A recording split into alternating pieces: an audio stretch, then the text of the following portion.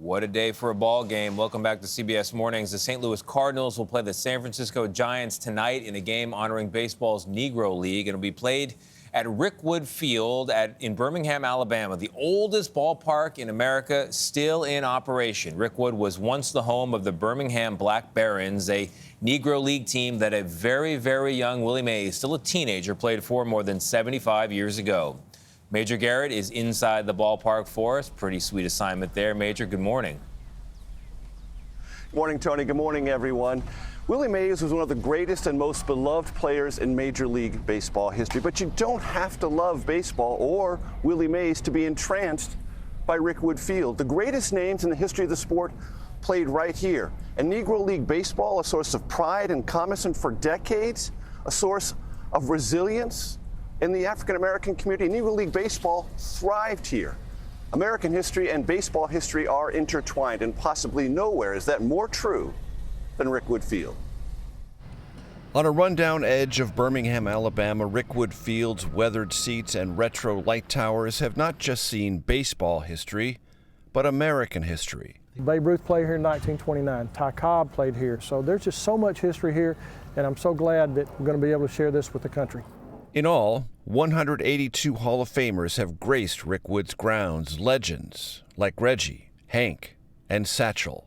Gerald Watkins runs the nonprofit that's giving the 114-year-old ballpark a future. This is a place where people like Willie Mays dreamed of being in the big leagues, and they made their dreams come true. Mays was a teenager on the 1948 Birmingham Black Barons, a Negro League team that shared Rickwood Field with the all-white Birmingham Barons. Back then, Birmingham was a thriving baseball town in the segregated South. This section here, tell me about it. This is where the African-American fans had to sit when they were watching the Barons, and in turn, when the white fans came to see the Black Barons, they would have to sit in this section as well. So fair was fair. Rickwood Field to me started when I was 8 years old. Al Holt grew up playing at Rickwood and barnstormed with the Black Barons in 1963. Not long after every major league club finally integrated. They were scared. They were scared they were going to come in there and take their job. They wanted to keep their spots on the roster. Yes. Holt, now 83, is encouraged by Major League Baseball recently incorporating Negro League stats into the record books. Negro baseball was ignored for a long period of time, and they could play.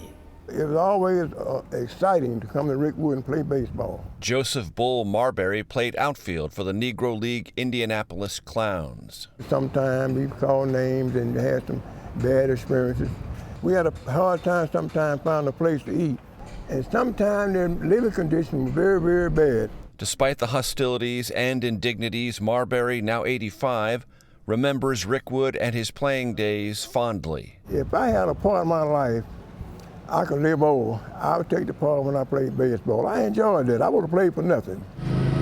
Rickwood is preparing for a rebirth. Its playing surface and dugouts upgraded to big league standards, ready for the first regular season major league game ever played in Alabama, featuring the San Francisco Giants and St. Louis Cardinals. Oh, I can't wait. I can't wait to be out there. Mason Wynn is the Cardinals' shortstop.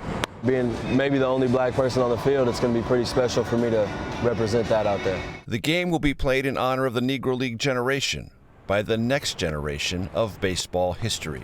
All these ball players that come out here now are going to be talking about coming here forever, because they're going to be walking on the same kind of field that all those famous players did. Babe Ruth, Mickey Mantle, and of course, Willie Mays. Speaking of Willie Mays, he grew up 6 miles from here. His father played Industrial League baseball and brought Willie here to Rickwood at age 10. At age 17, Willie was the starting center fielder for the Birmingham Black Barons. Now, he didn't travel with the team because he had to attend high school. Willie Mays graduated and changed baseball history. Tonight's game will pay tribute to Willie's legacy and his Rickwood roots. Everybody? Yeah, those roots are very Awesome deep. stuff, Major. Yeah. Major, are you a baseball fan? Do you like the Washington Nationals? We were wondering about that as we watched this report. Yes.